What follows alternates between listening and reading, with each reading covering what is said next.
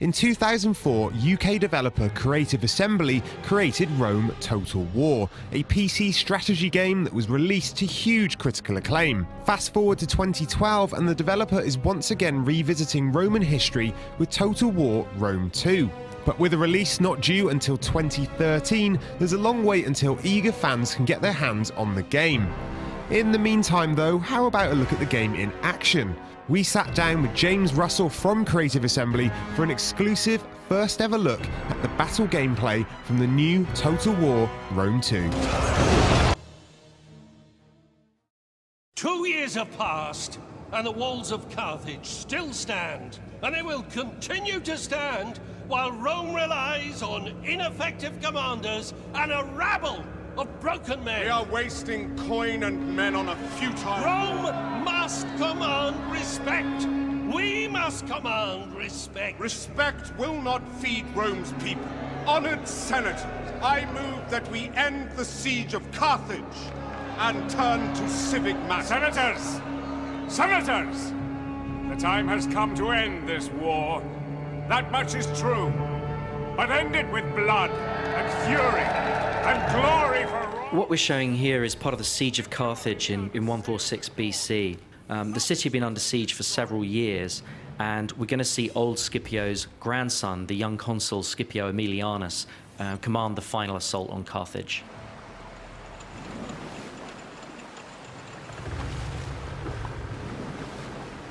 Consul, the fleet is ready. Burn the city, Tiberius. No prisoners, no mercy. Kill them all! Yes, Consul. Forward!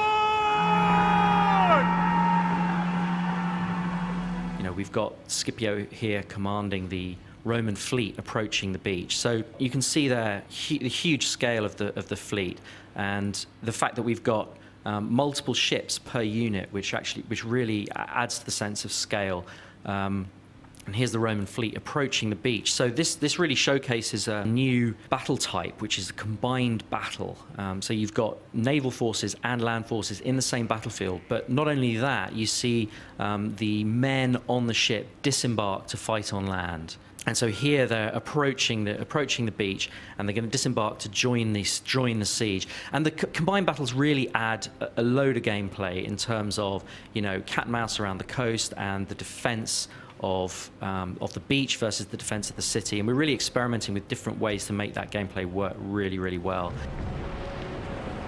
So here you see the guys disembarking onto the beach.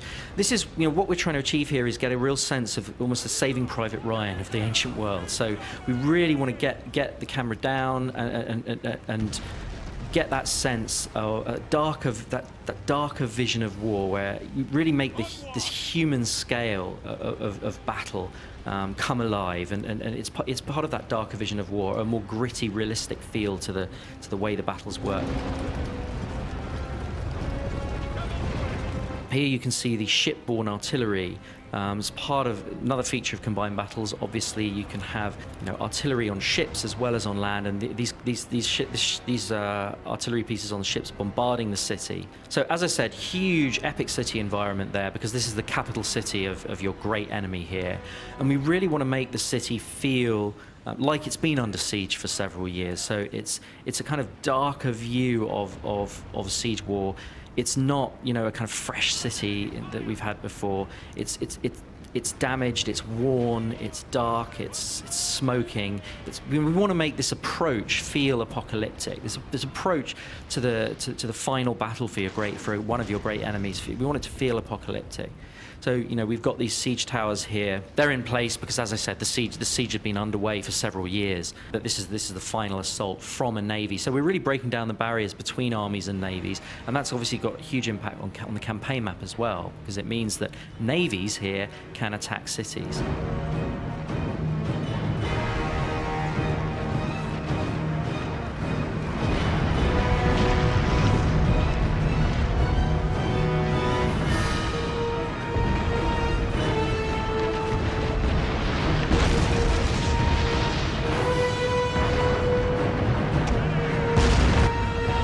This is the tactical view, the tactical overview.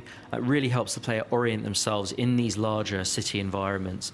We don't want the player to be controlling the game from this perspective. It's really an orientation tool. We want the player to be able to understand what kinds of because there are very specific relationships in terms of, one particular unit might be strong against another unit, but not against the third type of unit. We want the player to understand what's going on the battlefield. We want the player, particularly in terms of the spatial awareness. We want the player to be able to understand what's going on and see threats and where they're coming from, but absolutely not to control the battle from that perspective. So this is an example of a unit camera, and we're really experimenting with ways to get the player down into the action. Prepare for battle, men. Remember, we fight for Rome! Attack! Destroy them! Rome! Glory to But it's Rome! part of humanizing the combat and really bringing out the idea that these thousands and thousands of men, each one is an individual fighting his guts out. And so we've got things like facial animations, emotional interactions between men that really helps bring out that sense of warfare at the human scale as well as the ground scale. This huge city obviously has multiple capture points. That's something we haven't had before. Where previously you'd have a core battle for a central plaza, but Carthage here has several different capture points, and that means that the gameplay is completely different inside the city. You've got a much better sort of sense of cat and mouse because you've got a reason to have multiple breaches so that you can capture different points. The defender isn't just incentivized after a breach is made to pull back into the plaza and you get this kind of mosh pit. No, instead we've got real cat and mouse gameplay. You've got to defend multiple points. The attacker can do lots of different things. They can concentrate on one point or move to another when they sense weakness. Here you see the Roman fleet coming into the Carthaginian harbour. Again, the whole combined battles adds to that richness certainly in terms of a coastal city.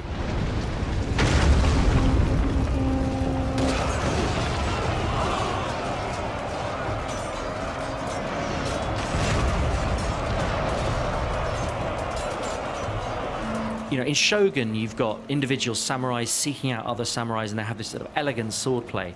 But in the Roman era, we really want to get a sense of that kind of brutal, mechanistic group combat.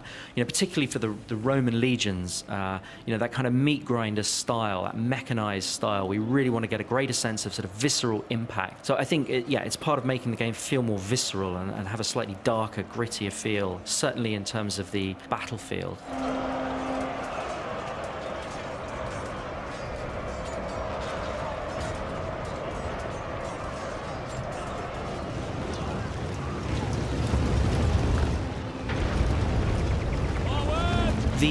The Total War engine, over the years we've learned so much about how to get really optimize the performance in terms of being able to deal with thousands and thousands of men on screen at once, and the fact that when you zoom in you get a huge amount of detail. But we also want to make sure that the game, as well as taking advantage of the best that the most powerful machines have to offer, we also want to make sure that the game is playable on lower end machines too. So our goal is to make sure that the game has the same minimum spec as Shogun 2. Now we're going to do everything we can to try and achieve that. We can't guarantee it, but that is what we're trying to achieve. We're really pushing the look of the game, but this is super early code. We're way pre-alpha, and what that means is there's loads of features, not just in terms of the graphics, but also in terms of the combat and the animations that actually aren't in the game yet. So the final game is actually going to look way better than this. We're working our guts out on this game, and we're determined to make it the best Total War game ever.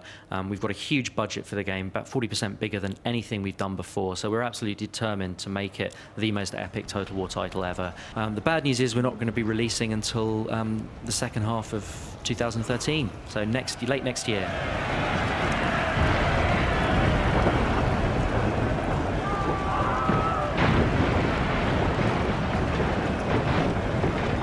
Steady! Steady!